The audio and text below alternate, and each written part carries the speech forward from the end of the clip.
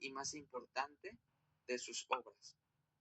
Ahora pasando al segundo personaje del cual estaremos hablando, y es precisamente de Johann Heinrich Pestalozzi. Él fue un pedagogo suizo reformador de la educación del siglo XVIII. En 1769 contrae matrimonio y comienza su primera experiencia educativa, dando educación a los niños pobres en su casa, convirtiéndola así en una verdadera escuela activa o del trabajo. Él principalmente se basó en esto porque él tuvo también asimismo una educación en el cual él comenzó en una vida pobre y él vio y vivió lo que fue la pobreza y por ello él fundó estas escuelas para pobres y de esta manera evolucionó en sus procesos de aportaciones a la educación. Él consideró que el aprendizaje debía realizarse a través de las actividades y de los objetos. También defendió que los niños debían ser libres de perseguir sus propios intereses y deducir sus propias conclusiones. O sea, de que el niño debe ser libre en todo caso. Así también abogó por la inclusión de niños de bajos recursos en el currículo educativo. O sea, no los excluía ni los apartaba. Asimismo, destacó la importancia del desarrollo social del niño, tanto en la familia como en la escuela. ¿Okay? Él mencionaba que el desarrollo social es importante. ¿Por qué? Porque eso lo ayudaría a poder tener nuevas experiencias, a poder tener nuevas ideas y de esta manera poderse desarrollar en la sociedad actual. También dijo, o más bien creyó, que el desarrollo del niño debía de realizarse en armonía con la naturaleza. Por otro lado, defendió que el verdadero aprendizaje se produce cuando el alumno es partícipe.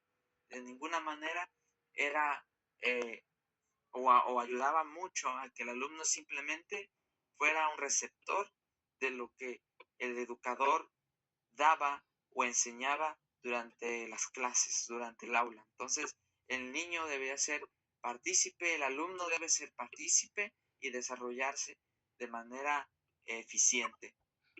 Él escribió varias obras, entre las que se encuentra La velada de un solitario, una serie de reflexiones sobre religión, moral y educación.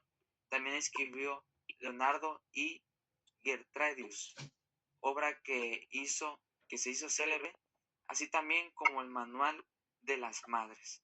¿Okay? Entonces esto es un poco de lo que vimos en la unidad 2 y estas aportaciones de estos personajes dieron una nueva era en la educación y en la pedagogía y que actualmente somos partícipes y somos personas que hemos experimentado las aplicaciones de cada una de sus contribuciones y aportaciones en la educación hasta el día de hoy.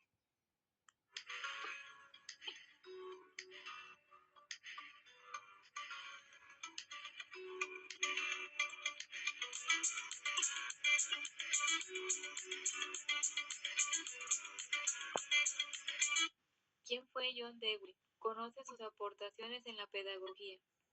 Después de la Revolución Industrial se comenzaron a dar cambios significativos en todos los sectores, incluidos el pedagógico. Los nuevos pedagogos dejaron atrás aquellos modelos que enseñaban rígidos en los que los maestros eran vistos como una figura de autoridad, para abrirle paso a nuevas metodologías que hasta el día de hoy se implementan. Uno de ellos fue John Dewey. Este hombre fue un filósofo y educador de la primera mitad del siglo XX. Formuló un pensamiento que denominó instrumentalismo, lo que hoy se llamaría pragmatismo. En torno a este pensamiento publicó varias obras que ahondan en varias ramas como la psicología, la educación o la lógica.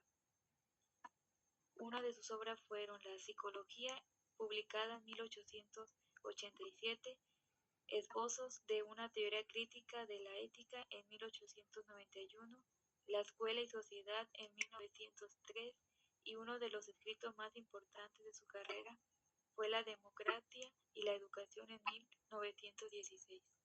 Sus aportaciones a la educación fueron numerosas. Entre ellas, fundó su propia escuela, Dewey, en la Universidad de Chicago en 1896. Propuso el método de aprender haciendo, en el que los problemas se refieren a la vida común. Consideró que la educación del carácter se basa en la adquisición de hábitos que son el medio para mejorar la sociedad. Pero sus aportaciones no solo se quedaron en papel, sino que también las implementó especialmente en la educación. Él fue uno de los educadores más importantes del modelo del progresismo pedagógico, que fundó su propia escuela llamada Dewey en la Universidad de Chicago en 1896, donde empleaba su método experimental. Algunos de sus postulados fueron los siguientes. Para John Dewey, la escuela debía de ser un centro en el que se desarrollen actividades constructivas. La educación también debía mejorarse no solo en los maestros, sino también en los padres y funcionarios. Los niños desde que entraban al aula eran seres activos que debían orientarse para brindarles actividades constructivas. Fomentaba el aprendizaje por medio de la observación y la reflexión de resultados, es decir, que él creía que el conocimiento podía aprenderse con actividades, aunque no se comprendiera al principio. Aunque estas postulaciones se vieron primero implementadas en Estados Unidos, las aportaciones de Dewey cruzaron fronteras hasta llegar a influenciar el movimiento de renovación educativa en Europa. Hoy en día hay muchos métodos educativos que se basan en teorías de John Dewey y que se estudian en la licenciatura de Pedagogía. La aplicación de la educación de John Dewey en la actualidad se puede observar en la importancia de la experiencia, la libertad y la vida en comunidad. La experiencia es el motor del aprendizaje y que adquieren valor cuando las personas actúan sobre ella. Por eso su método de enseñanza se centra en que los alumnos tengan experiencias auténticas y relevantes para ellos.